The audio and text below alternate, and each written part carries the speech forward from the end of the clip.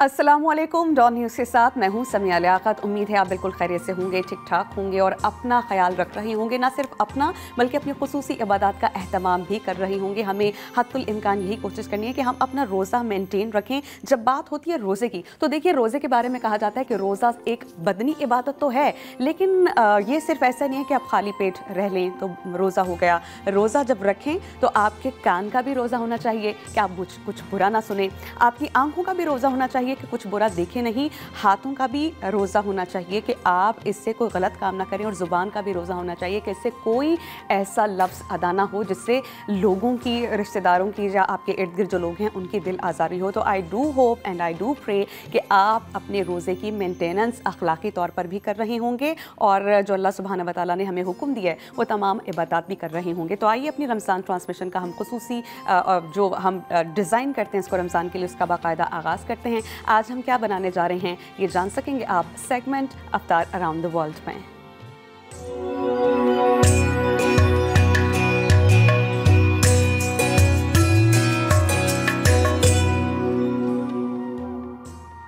हम क्या पका रहे हैं ये हम जानेंगे अपने शेफ महराज खान से। उससे पहले उन्हें कहेंगे अस्सलाम वालेकुम। वालेकुम सलाम। कैसे हैं शेफ आप? अल्हम्दुलिल्लाह। शेफ आज हम क्या बनाने जा रहे हैं? आज हम चिकन क्रिस्पी स्ट्रिप्स बना रहे हैं। फाइन। और आई थिंक एक कॉलर ने कॉल की थी और उनको ब्रोस्ट भी बनाना है। ब्रोस्ट वाली, हाँ, तो ये वही रेसिपी है। मैंने इसको स्ट्रिप में कन्वर्ट कर दिया है। ठीक, सेम यही रेसिपी आप ब्रोस्ट भी बना सकते हैं। If I am not forgetting, उनका नाम अजीम था और उन्होंने बहुत भरपूर आपसे फरमाइश की थी कि एक तो ब्रोस्ट बनाना सिखा दीजिए, उसके इंग्रेडिएंट्स और उसकी कोटिंग के बारे में उन्होंने कहा था कि जितनी हमें रेस्टोरेंट्स में मिलती है उतनी अच्छी कोटिंग घर पे होती नहीं है। तो आप ही की फरमाइश पे हम ये डिश बना रहे हैं। तो इसमें हम बोनलेस ले रहे हैं क्योंकि स्ट्रिप्स में बना रहा हूँ, यहाँ पे इजीली बन जाएगा टाइम सेविंग की वजह से।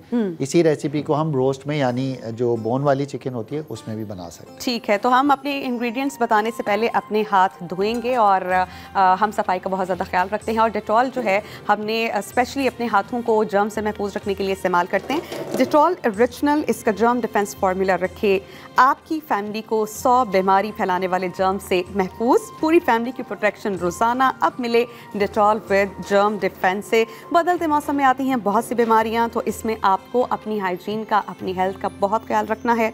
और जो डेटॉल से जब हम हाथ धो लेते हैं तो उससे क्या हो जाता है कि 100 बीमारी फैलाने वाले जर्म से हमारी प्रोटेक्शन हो जाती है। तो शेफ़ अपने हाथ धो चुके हैं, अब हम पूछ लेते हैं उनसे इस रेसिपी के इंग्रेडिएंट्स। तो इंग्रेडिएंट्स, बेसिक इंग्रेडिएंट इसका चिकन है, चिकन स्ट्रिप, और उसकी क्वांटिटी कितनी होगी शेफ़ महराज? ये तकरीबन 250 से 300 ग्राम जो है स्ट्रिप हैं, और इसमें आप देख सकते हैं कि ये हमने बिल्कुल बारीक बारीक स्ट्रिप में काटे हुए हैं और इक्वली इसकी कटिंग भी हुई है ताकि इसको जो हीट का टेम्परेचर है वो बिल्कुल ठीक मिले। बिल्कुल। अब हम इसमें जो है वो स्टार्ट करते हैं चीज़ें डालना। सॉल्ट, सबसे पहले हम इसमें सॉल्ट ऐड करेंगे। जी, सॉल्ट ऐड करेंगे इसमें। Half tea spoon white paper. और ये कितना होना चाहिए? ये हाफ टी स्पून में डाल लो। ठीक है। थोड़ा सा हम गार्लिक इसमें डालेंगे, चॉप किया हुआ। Black pepper half tea spoon, और इसमें जाएगा विनेगर जाएगा इसमें। ये कितना? तकरीबन 1 टीस्पून के करीब। 1 टेबलस्पून और टीस्पून? 1 टीस्पून। ठीक है, क्योंकि कम है ना। और ये चिली सॉस है, ये मैं डाल रहा हूँ उसको। ये आप एज़ पर रिक्वायरमेंट कर सकते हैं। मैं तकरीबन इसमें 1 टेबलस्पून डाल रहा हूँ। अगर ज़्यादा स्पाइसी खाते हैं तो थोड़ा सा ज़्यादा इसको। और अगर किसी के पास घर में सॉस मौजूद नहीं है तो वो थोड़ा सा इसमें पाउडर इस्तेमाल कर सकते हैं। हाँ, रेड पेपर का पाउडर। ठीक है, ये मस्टर्ड पेस्ट है, ये भी 1 टीस्पून के करीब मैंने मस्टर्ड पेस्ट में डाल दिया। इसको हम अच्छी तरह मिक्स कर लेते हैं और इसके अंदर थोड़ा सा हम डालेंगे ऑयल। मैरिनेशन में हमेशा याद रखें कि ऑयल का जो है ना एडिशन ज़रूर होना चाहिए, क्योंकि ऑयल जो है वो जो भी हम स्पाइसेस डालते हैं उसको अच्छी तरह से कोटिंग करने में, जो भी मीट होता है और ग्लेस करने में जो है ना फ़ायदेमंद होता है, और जो जितना भी मसाला होता है वो सब जगह पे इक्वली डिस्ट्रीब्यूट हो जाता है। तो मैरिनेशन किसी भी चीज़ की आप कर रहे हो तो उसमें 1 से 2 टेबल स्पून ऑयल जो है, कुकिंग ऑयल, वो लाजमी ऐड करना है। हमारे जो शेफ़ महराज ख़ान हमारे साथ हैं वो बीच लग्जरी होटल से आए हैं, रेस्टोरेंट स्टाइल, रेसिपीज़ लेकर आए हैं और बीच लग्जरी होटल ही की जानिब से आपको अच्छा खासा डिस्काउंट दिया जा रहा है इफ्तार बुफे डिनर का। यू कैन एंजॉय योर इफ्तार dinner with your family, you can be a part of that aura, वहाँ पर जाकर आप इंजॉय कर सकते हैं। और जो इनका गिफ्ट है वो भी आपको इसके साथ साथ मिलता रहेगा। इसके अलावा मैं आपको बता दूं कि आप फ्री बोट राइड को भी इंजॉय कर सकते हैं अगर आप अपनी फैमिली के साथ हैं। तो इफ्तार भी साथ साथ हो गया और आपकी जो इंजॉयमेंट है फैमिली के साथ, जिसे गेट टुगेदर कहा जाता है कि तफरी का मज़ा दोबारा हो जाता है, तो वो होता ही फैमिली के साथ है कि आप किसी मोमेंट को यादगार बनाएं, तो आप इस वाउचर को अवेल कर सकते हैं। तो अच्छा खासा डिस्काउंट है। मैं तो पूरी कोशिश करूँगी कि after getting free from this मैं ज़रूर इंजॉय करूँ, तो आप भी कीजिएगा। तो शेफ़, हमारी मैरिनेशन मुकम्मल हो चुकी है? जी, मैरिनेशन हमारी मुकम्मल हो गई है और उसके बाद जो है अब हम इसकी कोटिंग करेंगे। ऑयल मैंने रख दिया। नॉर्मली मैरिनेशन का टाइम 3 घंटे है क्योंकि, लेकिन हमारे पास वक्त की कमी है तो इसलिए हम इसको अच्छा, कितना कम से कम इसको मैरिनेट करें कि उसमें इंग्रेडिएंट्स का टेस्ट भी आ जाए और अलग 3 आवर्स तो कम से कम हो चिकन का। और मीट जितना है, फ़िश का 1.5 आवर है। और जो जितना भी मीट है, जो रेड मीट है जिसको आप मटन और बीफ दोनों, उसको ओवरनाइट जो है वो हमेशा मैरिनेट करें तो उसके अंदर अच्छी तरह से फ्लेवर आ जाता है। फाइन, ठीक है। अच्छा, ये 3 कप मैदा है और 1 कप कॉर्नफ्लावर है। ठीक है। तो इस क्वांटिटी को आप जो है रेशो को मेंटेन रखना है आपने। जैसे अगर 2 कप आप ले रहे हो तो 1.5 कप मैदा होगा और 1/2 कप जो है वो कॉर्नफ्लावर होगा। ठीक है। ये इस तरीके से इसकी एक बार फिर बताइएगा, मैं भी रेशो जरा समझ लूं। रेशो मतलब 3:1 का रेशो है। ओके। जैसे आपने 4 हिस्से किए, 25% 3 दफ़ा ले लिया और 25% आपने कॉर्नफ्लावर ले लिया। ओके ओके ओके, यानी मैदा 3 हिस्से होना चाहिए और एक हिस्सा कॉर्नफ्लावर होना चाहिए। ठीक है। ये आपने इसका रेशो रखना है। इससे जो है क्रिस्पी कोटिंग अच्छी बनती है। इसमें मैं ये बेकिंग पाउडर या खाने का सोडा जो भी अवेलेबल हो वो डाल रहा हूँ मैं। तकरीबन ये 1/2 टीस्पून के करीब। ठीक है। इसमें हम वाइट पेपर ऐड करेंगे, सॉल्ट ऐड करेंगे टेस्ट के लिए और ब्लैक पेपर ऐड करेंगे। वाइट पेपर में ठीक है।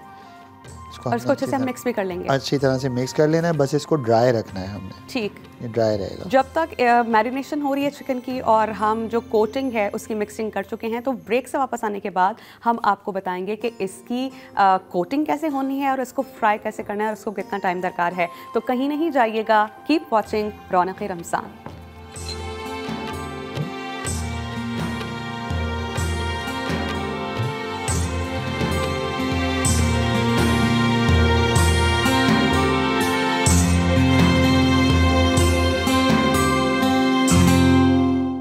Welcome back after the break. You are watching Raunaq Ramzan और इसमें हमारा कुकिंग सेगमेंट जारी है। शेफ़ महराज खालिद, जो कि महराज खान एग्जीक्यूटिव शेफ़ हैं बीच लग्जरी होटल के, वो हमारे साथ मौजूद हैं। और हमारे सामने हमारे एक कॉलर ने फरमाइश रखी थी, उनका नाम असीम है।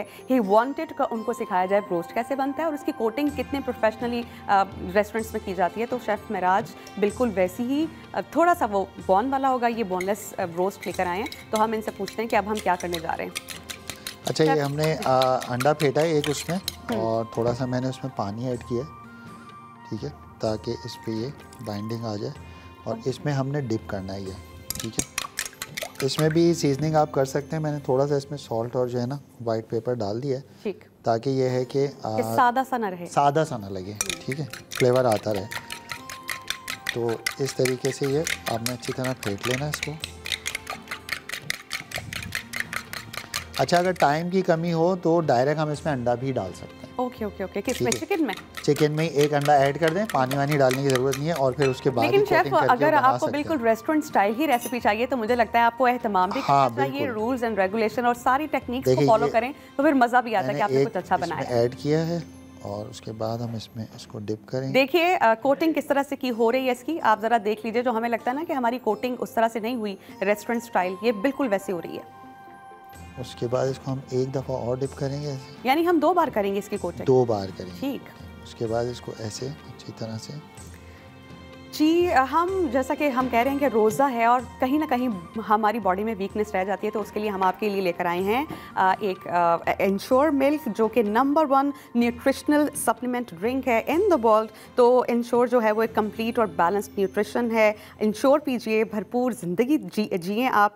Ensure helps to stay fit and active. अगर आप इंश्योर पीते हैं तो ये एक मुकम्मल और मुतवाज़िन ग़िज़ा भी है। Ensure helps you to achieve immunity, mobility and strength. तो जो लोग ये समझ रहे हैं कि भाई वीकनेस हो रही है, या जो अफ्तार में अगर आप थोड़ा सा खाएं तो आपको लगता है आपका पेट भर गया है, तो मुकम्मल आप खाते नहीं हैं, तो उससे क्या होता है कि सहरी में भी आप भारीपन महसूस करते हैं कि बहुत ज़्यादा खा लिया तो फिर उसके बाद सोया नहीं जाएगा, तो कहीं ना कहीं हमारा खाना मिस हो रहा होता है। तो उसके लिए आप इंश्योर का इस्तेमाल कीजिए और इसे पीजिए। अगर आप खा नहीं सकते तो कम से कम आप इसे पी सकते हैं और दिन भर एक्टिव रह सकेंगे। तो हमारे जो शेफ़ महराज हैं वो चिकन स्ट्रिप की कोटिंग जल्दी से किए जा रहे हैं।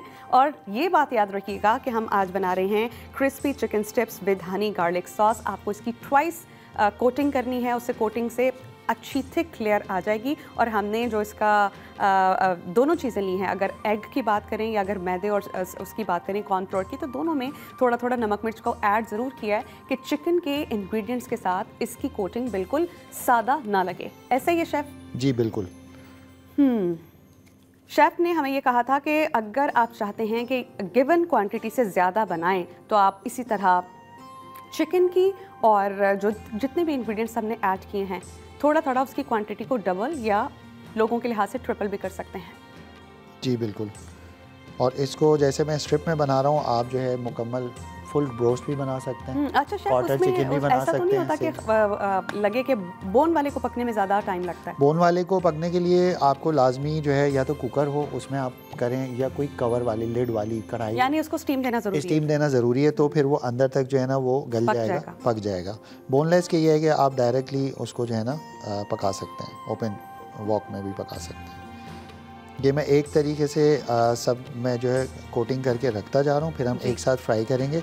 और टेम्परेचर कितना होना चाहिए शेफ इसको फ्राई करने के लिए? हाई फ्लेम तो नहीं हो? नहीं, हाई फ्लेम नहीं हो, मॉडरेट हो, मीडियम फ्लेम पे, मीडियम जो है ना उसके ऊपर हमने फ्राई करना है। ज़्यादा हाई नहीं होगा, ज़्यादा हाई होगा तो कोटिंग ऊपर से जल्दी गोल्डन हो जाएगी और चिकन जो है। अच्छा शेफ, इसके अलावा कोई और मीट यूज़ हो सकता है, लाइक फिश, लाइक प्रॉन्स, या अगर रेड फिश हो सकते हैं? रेड मीट तो इसमें यूज़ नहीं होगा। रेड मीट क्योंकि उसके तो पसंद ही बन जाते हैं। हाँ नहीं, दूसरा रेड मीट जो है वो पानी जो है छोड़ता है, रेड मीट से जो है बहुत ज़्यादा वाटर निकलता है, तो कोटिंग सारी आपकी निकल के ऑयल में चली जाएगी। तो रेड मीट जो है वो वाइट मीट का इस्तेमाल कर सकते हैं। प्रॉन आप कोटिंग कर सकते हैं, फिश के पीसेज आप कोटिंग। और मुझे लगता है डायनामाइट प्रॉन्स जो बनते हैं होटल्स में, उसकी और उसकी कोटिंग कमोबेश सेम ही है। और जो है डायनामाइट सॉस के साथ वो होते हैं, तो वो भी इस तरीके से क्रिस्पी कोटिंग में ही बन रहे होते हैं। यानी आपसे फरमाइश रखी जा सकती है कि वो भी बना के चले, मैं कोशिश करता हूँ कि किसी एक दिन जो है नहीं, आप बिल्कुल वो रेसिपीज़ लाइए जो आपने प्लान की हुई हैं, ताकि हमारे जो व्यूअर्स हैं उनको कुछ डिफरेंट देखने को मिल सके और अच्छी डिफरेंट रेसिपी वो ट्राई कर सकें। तो हमने यही कोशिश की थी कि बहुत कम वक्त में अच्छी ग़िज़ाई से भरपूर डिशेस आपकी खिदमत में लेकर आएँ, और जो हमें लगता है ना कि घर में कुछ हम बना रहे हैं, पका रहे हैं, उस तरह से नहीं बन रहा, तो we will try our level best कि हम कुछ डिफरेंट भी लेकर आएँ। बिल्कुल ऐसा ही है। तो शेफ, मुझे लगता है अब हम अपनी कुकिंग जो है वो स्टार्ट कर देनी चाहिए। जी बिल्कुल, मैं बस ये कोटिंग कर लूँ, 2-3 पीस रह गए, फिर मैं एक साथ इसको ऐड कर दूंगा, तो उससे अच्छा, हमें ड्रिंक भी बनाना है, तो ड्रिंक का टाइम जो है मैं कह रही हूँ कि वो रहे इतना कि हम अपने व्यूअर्स को दिखा सकें कि नहीं हो जाएगा। हमने एक सॉस भी बनाना है इसके साथ। तो मुझे लगता है सॉस के तो इंग्रेडिएंट्स को बस मिक्स ही करना है, पकाना है हल्का सा उसको, और वो जितनी देर में फ्राई होगा उतनी देर में हम सॉस तैयार। तो हमारा जो ऑयल है, क्या वो गर्म है? ऑयल हमारा गर्म है, ऑयल रेडी है, बस ये मैं इसको निकाल लूँ। That's it. Crispy chicken strips with Honey garlic sauce आज हम बनाने जा रहे हैं। उसके लिए हम लेंगे चिकन बोनलेस 300 ग्राम्स, सॉल्ट का इस्तेमाल होगा टू टेस्ट, मस्टर्ड पेस्ट लेंगे 1 टीस्पून, व्हाइट पेपर का इस्तेमाल होगा, ब्लैक पेपर होगी, चिली सॉस होगी। और रेसिपी कार्ड आप स्क्रीन पर भी देख सकते हैं, मैं एक बार फिर रिपीट कर देती हूँ। चिकन हम ले रहे हैं बोनलेस 300 ग्राम्स, सॉल्ट लेंगे हम हस्बे जायका, mustard paste 1 teaspoon, white pepper 1 teaspoon, black pepper भी 1 टीस्पून लेंगे और चिली सॉस का इस्तेमाल होगा 1 टीस्पून, विनेगर भी 1 टीस्पून होगा, एग लेंगे और मैदा लेंगे हम तकरीबन 1.5 कप, कॉर्नफ्लोर लेंगे बहुत कम, यानी इसकी ये मकदार याद रखिए कि 3 हिस्से मैदा लेना है, 1 हिस्से कॉर्नफ्लोर, इसके अलावा गार्लिक, हनी और लेमन जूस का इस्तेमाल होगा। ये हमारे इंग्रेडिएंट्स थे क्रिस्पी चिकन स्ट्रिप्स के। मैरिनेशन करने के बाद आप कोटिंग करेंगे एग में, उसके बाद कॉर्नफ्लोर और मैदे में, उसके बाद इसको रीडू करेंगे, यानी हमें इसकी जो कोटिंग है ट्वाइस करनी है, तो बिल्कुल रेस्टोरेंट स्टाइल हमारा चिकन बन जाएगा। जब तक हमारा चिकन रोस्ट हो रहा है, हम शेफ़ मेराज से कहेंगे जो हमारी सॉस इसके साथ हम बनाएंगे हनी गार्लिक सॉस, वो भी बता दें कि उसके इंग्रेडिएंट्स क्या हैं और उसका प्रोसेस क्या है। जी, हनी गार्लिक सॉस का जो इंग्रेडिएंट्स हैं मेनली तो गार्लिक है, उसके बाद हनी है और थोड़ा सा हम इसमें चिली सॉस डालेंगे, लेमन जूस थोड़ा ऐड करेंगे और सॉल्ट और वाइट पेपर ऐड करेंगे। तो स्टार्ट करते हैं। बिल्कुल हल्का सा हम ऑयल ले लेते हैं इसमें, जिसमें हमारा गार्लिक थोड़ा सा सौते हो जाए। उसमें गार्लिक ऐड करेंगे। गार्लिक की क्वांटिटी ज़्यादा रखनी है, तकरीबन ये मैं 1 टेबल स्पून के करीब ले रहा हूँ, क्योंकि है ही गार्लिक सॉस, क्योंकि गार्लिक सॉस है बिल्कुल हम ज़्यादा रखेंगे तो उसको ज़्यादा ही रखना है। और साथ साथ हम अपने चिकन को भी देखते रहेंगे कि चिकन जो है वो ओवर कुक ना हो जाए, डार्क ब्राउन ना हो जाए। हमने इसकी अपर लेयर को ब्राउन होने तक वेट करना है। हमारी चिकन की crispy strips with Honey garlic sauce अपने रेडी होने के प्रोसेस में। और साथ साथ अब हम इसकी सॉस बना रहे हैं। हमें शेफ़ मेराज ने कहा कि बेसिक इंग्रेडिएंट इसका गार्लिक है और इसकी मकदार हम ज़्यादा रखेंगे, तकरीबन 1 टेबल स्पून। और अगर लोगों को ज़्यादा पसंद है, ज़्यादा सॉस का इस्तेमाल करते हैं, तो आप इन तमाम इंग्रेडिएंट्स को डबल करके सॉस ज़्यादा भी बना सकते हैं। इसमें थोड़ा सा हम पानी ऐड करेंगे। जी, पानी हम थोड़ा सा ऐड करेंगे। जैसे ही गार्लिक लाल हो जाएगा इसमें पानी ऐड कर दें। और ये लेमन जूस है, इसमें से बीज में निकाल लें। उसके अलावा इसमें मैं डाल देता हूँ थोड़ा सा चिली सॉस ऐड किया, वाइट पेपर एंड सॉल्ट और फिर हनी। और ये हमारी रेडी हो गई है हनी गार्लिक सॉस, जो हम इस जो चिकन स्ट्रिप्स के साथ आपको सर्व करेंगे। और ये कितनी देर पकाना है शेफ़ हमने? बस ये थोड़ा सा पक जाए, उसके बाद हम इसको थोड़ा सा मैं पानी और डाल देता हूँ ताकि थोड़ी क्वांटिटी बढ़ जाए। थोड़ी सी इसमें डालूँगा शुगर। हमारे पास चिली सॉस हमें कहा जा रहा है कि we have very short time chef Meraj. हमें जब तक हमारा चिकन रेडी हो जाता है और हमारी सॉस जो है हल्के हल्के धीमी आंच में पकती रहे, तो हम अपने व्यूअर्स को आज के ड्रिंक के इंग्रेडिएंट्स भी बना देंगे। तो मैं आपको बता देती हूँ वर्बली शेफ़ से पहले ही कि हम बना रहे हैं एप्पल एंड डेट शेक। और इसमें जैसा कि आप जानते हैं कि 2 बेसिक इंग्रेडिएंट का इस्तेमाल होगा, नंबर 1 एप्पल, नंबर 2 डेट्स। इसकी क्वांटिटी हमें बताएंगे शेफ़ मेराज। जी, ये तकरीबन 1 एप्पल है और 5 से 6 डेट्स हैं। 10 डेट्स भी ज़्यादा डेट्स ले लें, 8-10 डेट्स ले लें। और उसके अंदर हमने मिल्क डालना है। शुगर ऑप्शनल है, शुगर आप ऐड कर सकते हैं अगर चाह रहे हैं तो। अगर नहीं ऐड करना चाह रहे तो यह है कि बिल्कुल हेल्दी बनेगा। आइस है और जो है हम इसको ये अब आप इसमें क्या ऐड कर रहे हैं? ये हम इसमें थोड़ा सा कॉर्नफ्लोर डाल लें ताकि ये थिक हो जाए।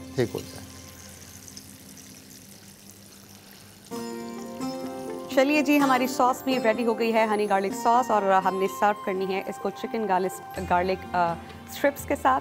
हम शेफ़ से कहेंगे कि शेफ़ वेरी क्विकली हमें ड्रिंक की तरफ भी आना है और हम इंग्रेडिएंट्स बताने हैं ड्रिंक के, जो कि मैं बता चुकी हूँ ऑलरेडी कि हम इसमें एप्पल लेंगे, डेट्स लेंगे, शुगर चाहे तो ऐड कर सकते हैं, चाहे तो ड्रॉप कर सकते हैं, और अगर कोई हेल्थ कॉन्शियस है तो इसमें हनी का इस्तेमाल भी हो सकता है। आइस क्यूब लेंगे, इसके अलावा मिल्क और क्रीम का इस्तेमाल होगा। ब्लेंड करेंगे और चुटकी बजाते ही हमारा ड्रिंक भी रेडी हो जाएगा। तो बिफोर दैट मेरा ख्याल है शेफ़ इसमें जो है वो डिश आउट करना चाह रहे हैं आज की रेसिपी को। सॉस मैं इसमें निकाल देता हूँ। ठीक है, सॉस हमारी रेडी हो चुकी है और अब हम निकालेंगे अपने चिकन को, जो बिल्कुल रेडी हो चुका है। देखिएगा पकने के बाद बहुत अच्छा लग रहा है और ऐसे ही लग रहा है कि जैसे मैं किसी रेस्टोरेंट में आई हूँ, ऑर्डर किया है और मेरा ऑर्डर रेडी है। इसको हम डिश आउट करने के बाद आ जाएंगे अपने ड्रिंक की तरफ। मैं भी और शेफ मिराज भी आपको 2 बार इंग्रेडिएंट्स बता चुके हैं। इसको सिर्फ हम ब्लेंड करेंगे और हमारा ड्रिंक बहुत कम टाइम में रेडी हो जाएगा। अच्छा, हम थोड़ा सा इसको गार्निश करेंगे।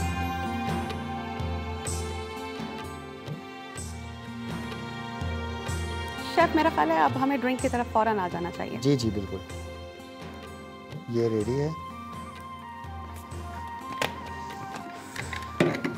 अच्छा जी, ये डेट्स हैं, इसकी गुठलियाँ अच्छी तरह जो है वो निकाल लेनी है, इसका खास ख्याल रखना है। मिल्क ऐड करेंगे जी, एप्पल भी साथ ही ऐड कर दीजिए। एप्पल भी साथ ऐड हो जाएगा क्योंकि हमें ये कहा जा रहा है कि बहुत कम टाइम है। आई सो वांट कि हमारे व्यूअर्स देख पाएँ कि इस ड्रिंक का फाइनल जो है वो लुक आता क्या है। एप्पल भी हमने इसमें ऐड कर दिया। चलिए जब ब्लेंड कर दीजिए। अच्छा, ये थोड़ी सी क्रीम है, ये भी मैं इसमें ऐड कर दूं? जी, हम इसमें तमाम इंग्रेडिएंट्स ऐड करके इसको ब्लेंडिंग करेंगे तो हमारा ड्रिंक रेडी हो जाएगा। शेफ मिराज को हम कहेंगे thank you so much for being the part of this show, और एक ब्रेक लेंगे। ब्रेक के बाद हम आपकी खिदमत में हाजिर होंगे अपने मुअज़्ज़िज़ उलमा किराम के साथ। तो कीप वॉचिंग डॉन न्यूज़।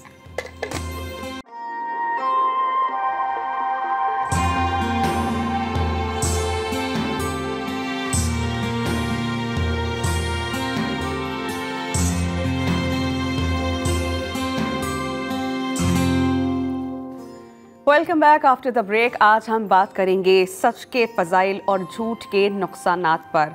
इरशाद बाली तारा है कि अल्लाह से ज़्यादा सच्ची बात करने वाला और कौन हो सकता है। यानी सच्चाई एक वस्फ़े अजीम है। ये नबी करीम सल्लल्लाहु अलैहि वसल्लम की औसाफ में से भी एक अहम सिफ़त है। इवन जो लोग आपकी मुखालफत किया करते थे, कुफ्र किया करते थे, यानी कुफ़ारे मक्का मुशरिकीन आपको सादिक और अमीन के लक़ब से पुकारते थे। सादिक यानी सच कहने वाला। कुरान करीम में नबी अकरम सल्लल्लाहु अलैहि वसल्लम के जद्द अमजद यानी हज़रत इब्राहीम अलैहिस्सलाम का जिक्र करने के बाद अल्लाह सुब्हानहू व तआला ने इरशाद फरमाया है, यकीनन वो यानी हज़रत इब्राहीम अलैहिस्सलाम सच्चे नबी थे। ये सूरह मरियम की आयत मैंने कोट की है। कुरान और अहादीस में सच बोलने वाले का बड़ा मर्तबा, बड़ा मकाम, बड़ा रुतबा बयान किया गया है। अब ये यकीन कीजिए जो लोग सच बोलते हैं उन्हें दुनिया और आखिरत में इनाम याफ्ता तबक़ात में शामिल किया गया है। यानी हमारा ईमान है कि अगर हम अच्छे काम करेंगे तो अल्लाह पाक हमें आखिरत में इनामात से नवाजेंगे, अपनी ख़ास रहमत करेंगे। लेकिन खुदा न खासा अगर गुनाह किए होंगे तो फिर उसकी सख्त वईद भी है। नबी करीम सल्लल्लाहु अलैहि वसल्लम का इरशाद है कि बेशक सच हमें निजात देता है और झूठ हलाक करता है। यानी सच की ज़िद या ऑपोजिट झूठ है। अब झूठ क्या है ये भी जान लेते हैं। खिलाफ वाक़या यानी हकीकत के बरअक्स बात करने को झूठ कहते हैं। झूठ के बहुत ज़्यादा नुकसान आते हैं। झूठ बोलना हराम है। झूठ बोलना और गलत बयानी करना बदतरीन गुनाह है। झूठ बोलने वाला शख्स अल्लाह सुब्हानहू व तआला की रहमत से महरूम हो जाता है। तो हमें हद्दुल इम्कान कोशिश करनी चाहिए कि अपनी ज़ात से झूठ को माइनस कर दें। अच्छा, झूठ बोलने से रिस्क में भी कमी होती है। रिस्क हमारा खाना पीना नहीं है, अच्छे दोस्त हैं, माँ बाप हैं, अच्छे अहबाब हैं, वो तमाम फैसिलिटीज़ जो अल्लाह सुब्हानहू व तआला हमें अता करते हैं हमारे रिस्क में काउंट होती हैं। अगर आप झूठ बोलेंगे तो आहिस्ता आहिस्ता उसमें कमी आती जाएगी। नबी करीम सल्लल्लाहु अलैहि वसल्लम ने फरमाया कि झूठे शख्स को सबसे बड़ा उन्होंने गुनाहगार करार दिया है और कहा है कि झूठ हर बुराई की जड़ है। और अगर हम किसी बात को छुपा लेते हैं तो वो झूठ के ज़ुमरे में नहीं बल्कि धोखाधड़ी में आती है।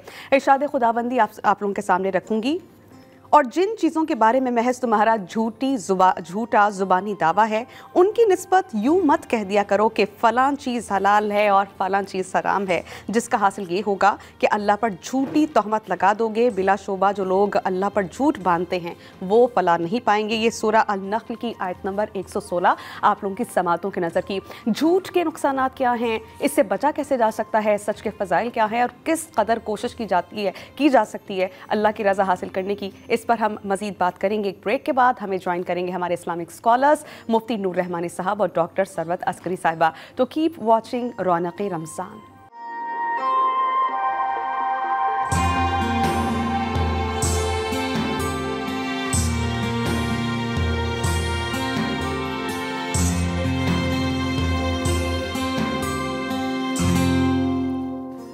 Welcome back after the break. आज हम बात करेंगे सच के फ़ज़ाइल और झूठ के नुकसानात पर। इरशाद बाली तारा है कि अल्लाह से ज़्यादा सच्ची बात करने वाला और कौन हो सकता है? यानी सच्चाई एक वस्फ़े अजीम है। ये नबी करीम सल्लल्लाहु अलैहि वसल्लम की औसाफ में से भी एक अहम सिफ़त है। इवन जो लोग आपकी मुखालफत किया करते थे, कुफ्र किया करते थे, यानी कुफ़ारे मक्का मुशरिकीन आपको सादिक और अमीन के लक़ब से पुकारते थे। सादिक यानी सच कहने वाला। कुरान करीम में नबी अकरम सल्लल्लाहु अलैहि वसल्लम के जद्द अमजद यानी हज़रत इब्राहीम अलैहिस्सलाम का जिक्र करने के बाद अल्लाह सुब्हानहू व तआला ने इरशाद फरमाया है, यकीनन वो यानी हज़रत इब्राहीम अलैहिस्सलाम सच्चे नबी थे। ये सूरह मरियम की आयत मैंने कोट की है। कुरान और अहादीस में सच बोलने वाले का बड़ा मर्तबा, बड़ा मकाम, बड़ा रुतबा बयान किया गया है। अब ये यकीन कीजिए, जो लोग सच बोलते हैं उन्हें दुनिया और आखिरत में इनाम याफ्ता तबक़ात में शामिल किया गया है। यानी हमारा ईमान है कि अगर हम अच्छे काम करेंगे तो अल्लाह पाक हमें आखिरत में इनामात से नवाजेंगे, अपनी ख़ास रहमत करेंगे। लेकिन खुदा न खासा अगर गुनाह किए होंगे तो फिर उसकी सख्त वईद भी है। नबी करीम सल्लल्लाहु अलैहि वसल्लम का इरशाद है कि बेशक सच हमें निजात देता है और झूठ हलाक करता है। यानी सच की ज़िद या ऑपोजिट झूठ है। अब झूठ क्या है ये भी जान लेते हैं। खिलाफ वाक़या यानी हकीकत के बरअक्स बात करने को झूठ कहते हैं। झूठ के बहुत ज़्यादा नुकसानात हैं। झूठ बोलना हराम है। झूठ बोलना और गलत बयानी करना बदतरीन गुनाह है। झूठ बोलने वाला शख्स अल्लाह सुब्हानहू व तआला की रहमत से महरूम हो जाता है। तो हमें हद्दुल इम्कान कोशिश करनी चाहिए कि अपनी ज़ात से झूठ को माइनस कर दें। अच्छा, झूठ बोलने से रिस्क में भी कमी होती है। रिस्क हमारा खाना पीना नहीं है, अच्छे दोस्त हैं, माँ बाप हैं, अच्छे अहबाब हैं, वो तमाम फैसिलिटीज़ जो अल्लाह सुब्हानहू व तआला हमें अता करते हैं हमारे रिस्क में काउंट होती हैं। अगर आप झूठ बोलेंगे तो आहिस्ता आहिस्ता उसमें कमी आती जाएगी। नबी करीम सल्लल्लाहु अलैहि वसल्लम ने फरमाया कि झूठे शख्स को सबसे बड़ा उन्होंने गुनाहगार करार दिया है और कहा है कि झूठ हर बुराई की जड़ है। और अगर हम किसी बात को छुपा लेते हैं तो वो झूठ के ज़ुमरे में नहीं बल्कि धोखा दही में आती है। इरशाद खुदाबंदी आप लोगों के सामने रखूँगी। और जिन चीज़ों के बारे में महज तुम्हारा झूठा ज़ुबानी दावा है उनकी निस्बत यूँ मत कह दिया करो कि फ़लाँ चीज़ हलाल है और फ़लाँ चीज़ हराम है, जिसका हासिल ये होगा कि अल्लाह पर झूठी तहमत लगा दोगे। बिलाशुबा जो लोग अल्लाह पर झूठ बांधते हैं वो फलाह नहीं पाएंगे। ये सूरह अल-नख्ल की आयत नंबर 116 आप लोगों की समातों की नज़र की। झूठ के नुकसानात क्या हैं, इससे बचा कैसे जा सकता है, सच के फ़ज़ाइल क्या हैं और किस कदर कोशिश की जा सकती है अल्लाह की रज़ा हासिल करने की, इस पर हम मज़ीद बात करेंगे। एक ब्रेक के बाद हमें ज्वाइन करेंगे हमारे इस्लामिक स्कॉलर्स मुफ्ती नूर रहमानी साहब और डॉक्टर सरवत अस्करी साहिबा। तो कीप वॉचिंग रौनक़ रमज़ान।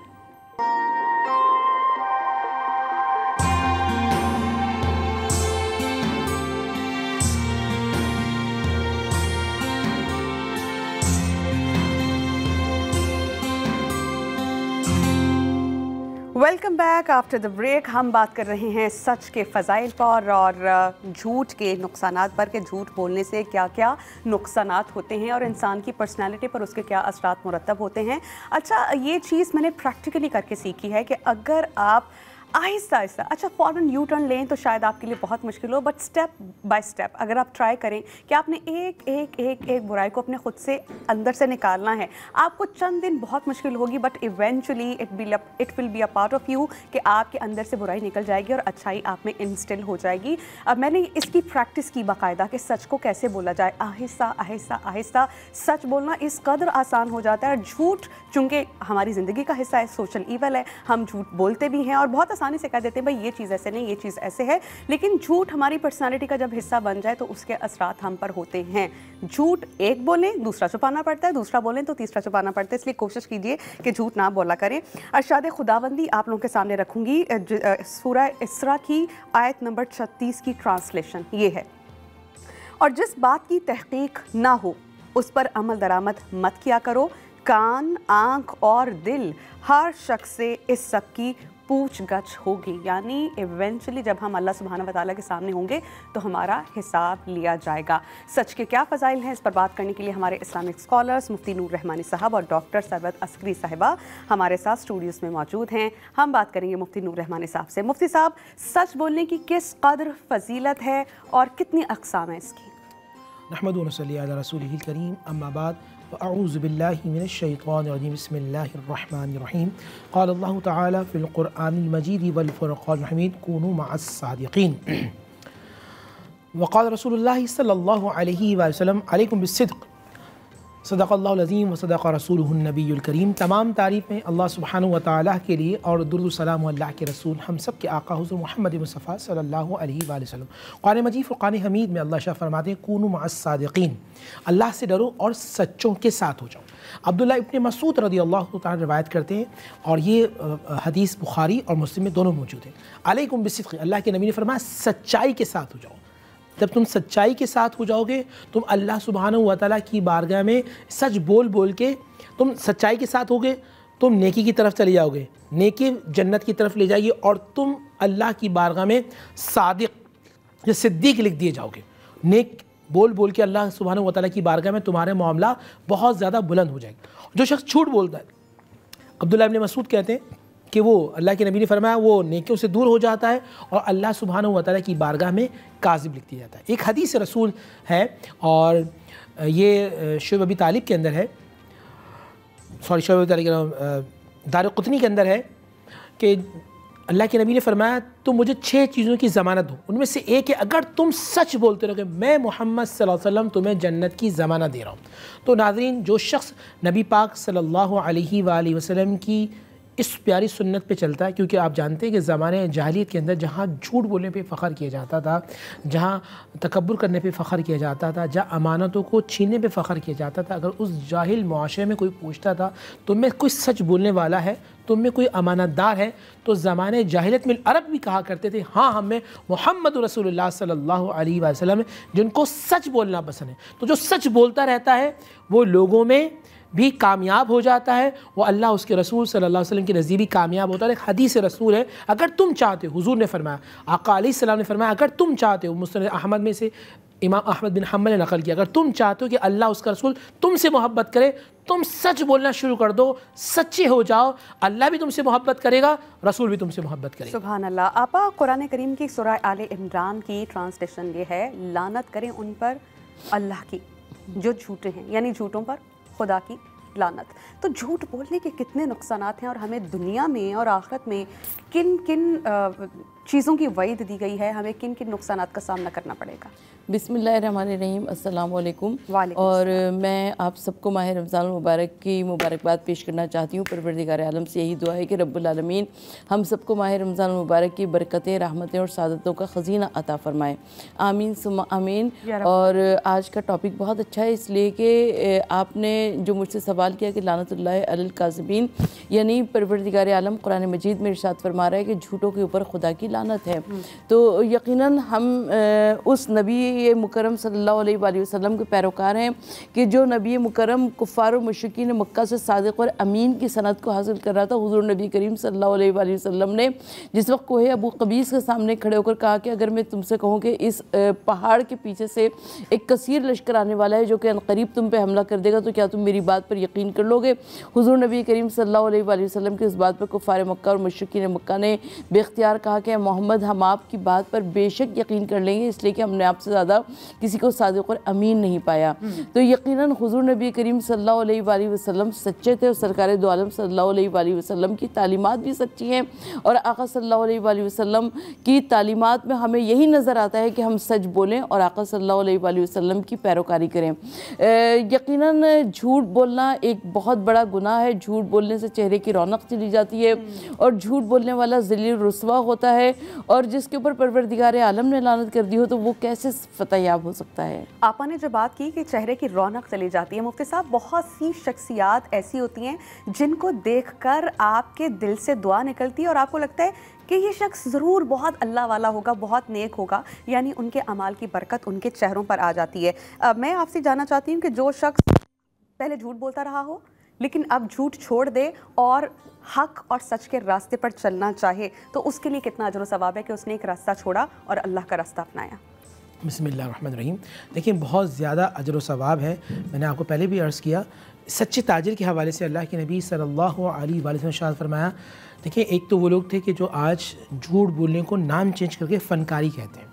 एक वो शख्स के जो गबन करता था, जो खलत मलत करता था, जो एहतकार यानी ज़ख़ीरअंदोज़ी करता था, ओवरऑल दुनिया के अंदर झूठ बोलने पे काम करता था, मगर उसने अल्लाह उसके रसूल सल्लल्लाहु अलैहि वसल्लम को गवाह बना के सच्चाई की तरफ आई।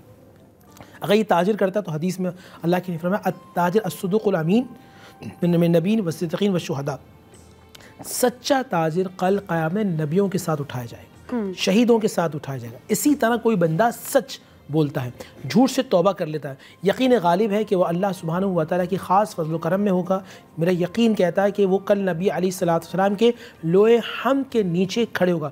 बज़ाहिर उसे तकलीफ़ आएंगी, बज़ाहिर मुश्किलात आएंगी, बज़ाहिर लोग कहेंगे कि यार तुम पहले फ़नकारी करते थे, बड़ा कमालिया करते थे, फ़नकारी करते थे, बड़ा काम था, बड़ा नाम था, लेकिन नाम ये काम हमेशा ख़त्म हो जाएगा अगर आप अल्लाह उसके रसूल के नज़दीक कामयाब हो गए और फ़रिश्तों में याद रहें। तो कुछ लोग ऐसे होते हैं उनको इंतकाल किए हुए बरसा गुजर चुका होता है, मगर क्योंकि वो फरिश्तों की याद में होते हैं, ज़माना उनको याद कर रहा है। बिल्कुल। और यहाँ एक बात और भी अर्ज़ करता चलूँ कि बहुत सारी चीज़ें ऐसी होती हैं।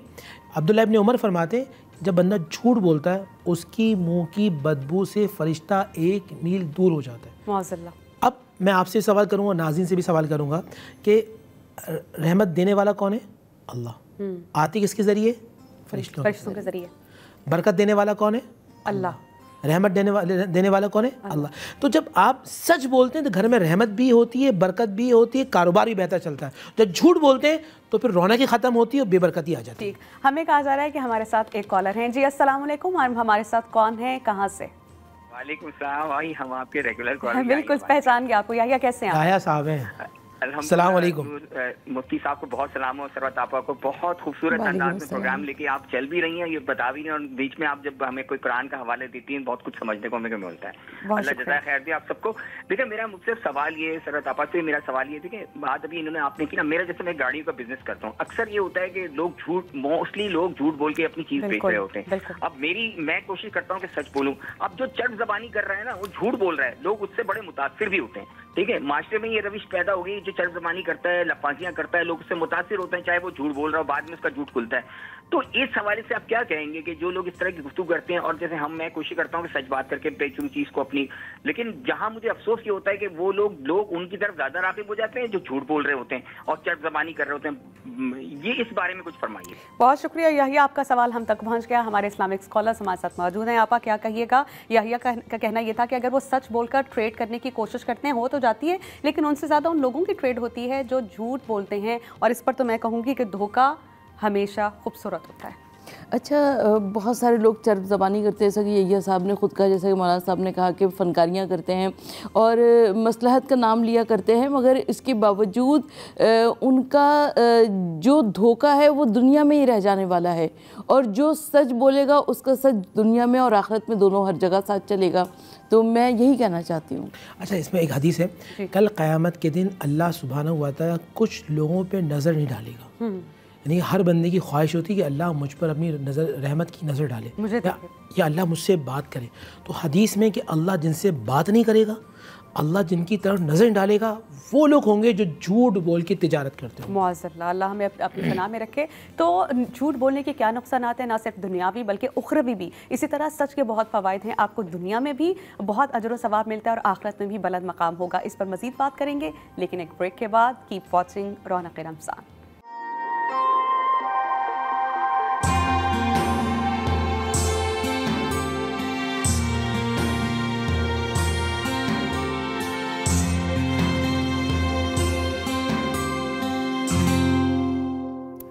Welcome back after the break. हम बात कर रहे हैं सच्चाई की फजीलत पर कि उसके फ़यूज़ व बरक़ात कितने हैं, और झूठ से बचना हमारे लिए इस दुनिया और आखिरत में कितना बेहतर है हमारे हक़ में। एक हदीस में आप लोगों के सामने रखना चाहूँगी, अबू दाऊद में इसे कोट किया गया है। कहा गया है कि ये एक बहुत बड़ी ख़यानत है कि तुम अपने भाई से ऐसी बात बयान करो जिसके हवाले से वो तुम्हें सच्चा समझता है, हालांकि तुम उससे झूठ बोल रहे हो। तो कितनी बुरी बात है कि अगर आपकी कोई बहुत रिस्पेक्ट करता हो, आपको सच्चा समझता हो, और कल उसे ये पता चले या आने वाले वक्तों में कि आप उससे मुसलसल झूठ बोल रहे थे, तो आपकी इज़्ज़त भी कितनी कम हो जाएगी, और शायद वो ताल्लुकात, वो मरासिम भी उस शख्स के साथ आपने ना रही।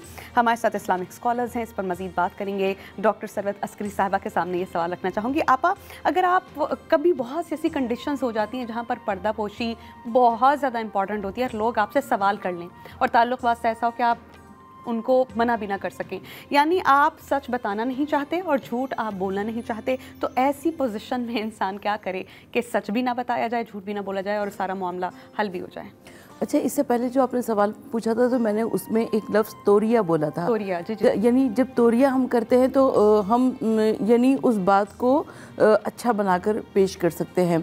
और उसके अलावा ये झूठ जो है ये गीबत से भी जुड़ा हुआ है, और जहाँ पर गीबत करना जायज़ है वहाँ पर अगर आप किसी के साथ बिज़नेस कर रहे हैं, आपको ये पता है कि ये शख्स जो है वो उसका पैसा लेकर खा जाएगा, लेकिन आपने वो सच उसको ना बताया, तो यकीनन आप गुनहगार होंगे उस शख्स के भी और अल्लाह के भी।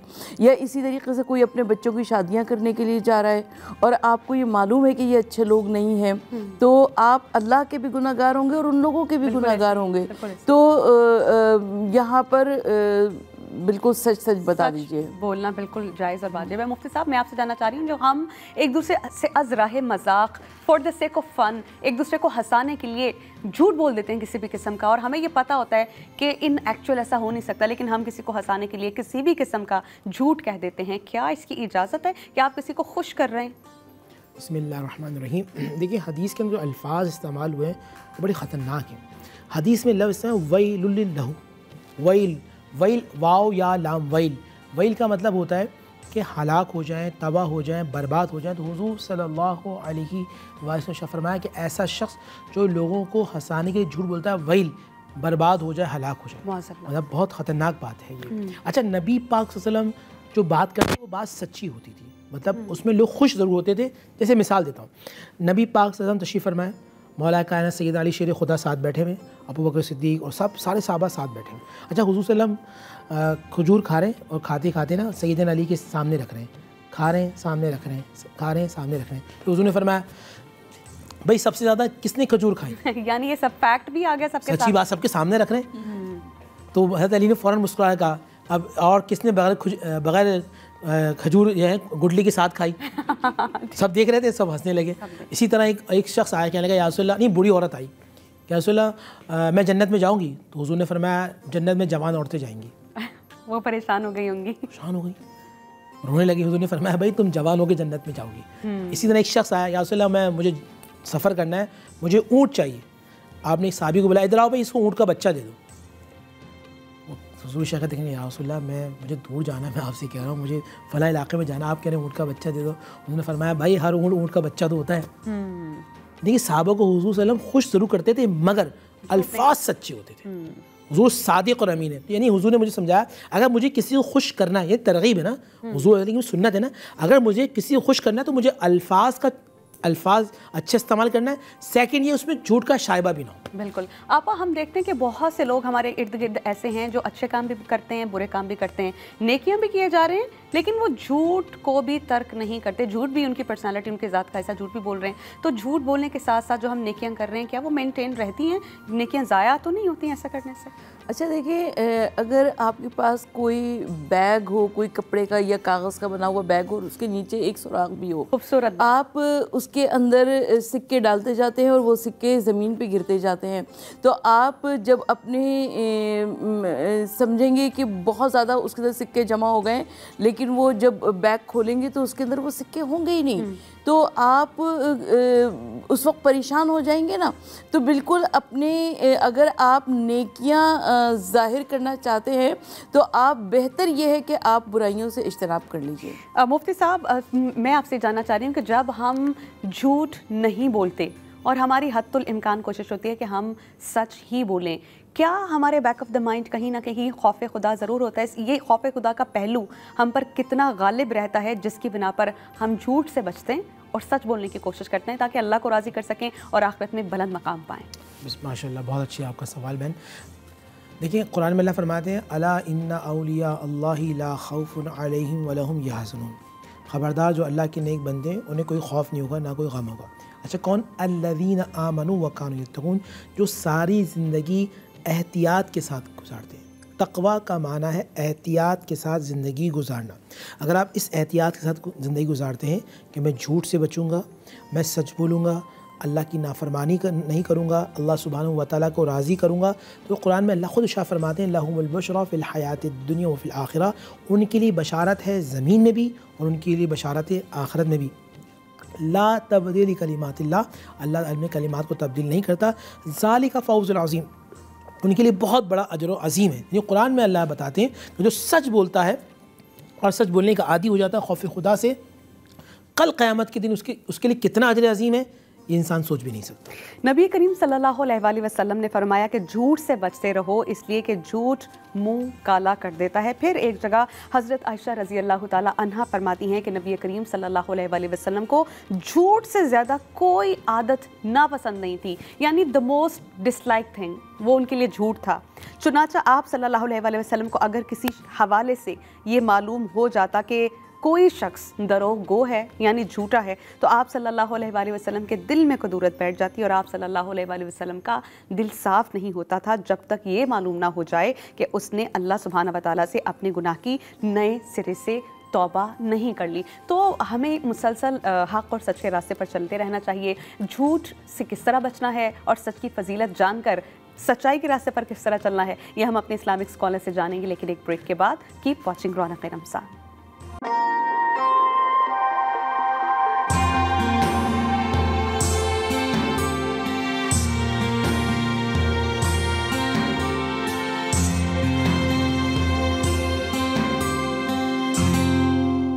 ब्रेक के बाद आपको खुशामदीद कहेंगे। सच की फजीलत और झूठ से बचते रहना और झूठ के नुकसानात पर हम बात कर रहे हैं। हमारे साथ हमारे इस्लामिक स्कॉलर्स हैं। मुफ्ती नूर रहमानी साहब से मैं पूछना चाहूँगी, मुफ्ती साहब, आखिर दुनिया में झूठ बोलने की नौबत ही क्यों आई? झूठ क्यों बोलना पड़ा?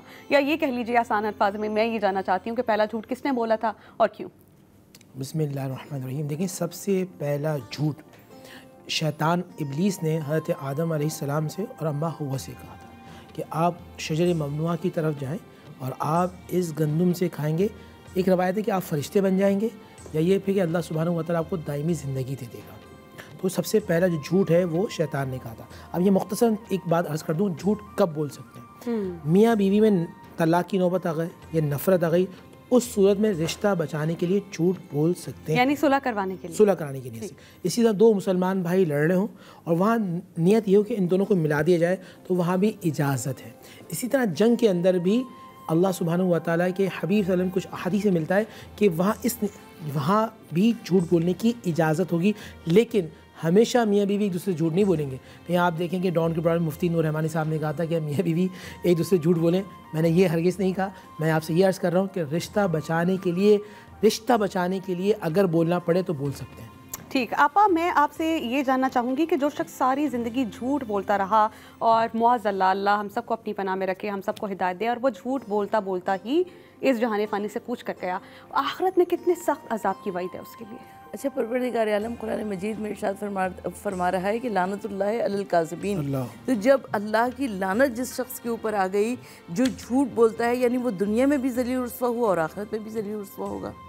ठीक। हज़रत अब्दुल्ला बिन अम्र से रवायत है कि नबी करीम सल्लल्लाहु अलैहि वसल्लम से ये दरियाफ्त किया गया कि लोगों में कौन सा शख्स सबसे ज़्यादा बेहतर है, तो आप सल्लल्लाहु अलैहि वसल्लम ने फरमाया, हर वो शख्स जो मखमूम दिल का है और ज़ुबान का सच्चा है। फिर साहबे कराम ने कहा कि या रसूलल्लाह, हम ये जानते हैं सच्चा तो हमें समझ में आता है, ये बताइए मखमूम दिल से क्या मुराद है? तो आप सल्लल्लाहु अलैहि वसल्लम ने इरशाद फरमाया, मखमूम दिल से मुराद वो शख्स है जो परहेज़गार होगा, जिसका दिल साफ़ होगा, जिस पर ना तो गुनाहों का बोझ होगा, ना जुल्म का होगा, ना उसके दिल में किसी के लिए कीना होगा, ना हसद। यानी मखमूम दिल का होना और सच्चा होना हमारे लिए बहुत इंपॉर्टेंट है। मैं आज दुआ करती हूँ अल्लाह सुब्हानहू व तआला से कि हम सबको जो ये प्रोग्राम देख रहे हैं, सुन रहे हैं, मेरे इर्द गिर्द जितने तमाम लोग मौजूद हैं, अल्लाह पाक हमें मखमूम दिल का बना दें, सच्चा बना दें और झूठ से बचने की तौफीक अता फरमाएं। आज का हमारा शो का वक्त ख़त्म हुआ जा रहा है। मुझे समिया लियाकत को, मुफ्ती नूर रहमानी साहब को, डॉक्टर सरवत अस्करी साहिबा को, हमारे कैमरामैन, हमारे पैनल प्रोड्यूसर्स, हमारी मेकअप टीम और हमारे जितने भी डॉन न्यूज़ की टीम के मेंबर्स हैं, उन सब की तरफ से हमें दीजिए इजाज़त। इंशाल्लाह एक नए टॉपिक के साथ कल आपकी खिदमत में हाजिर होंगे। अल्लाह निगहबान।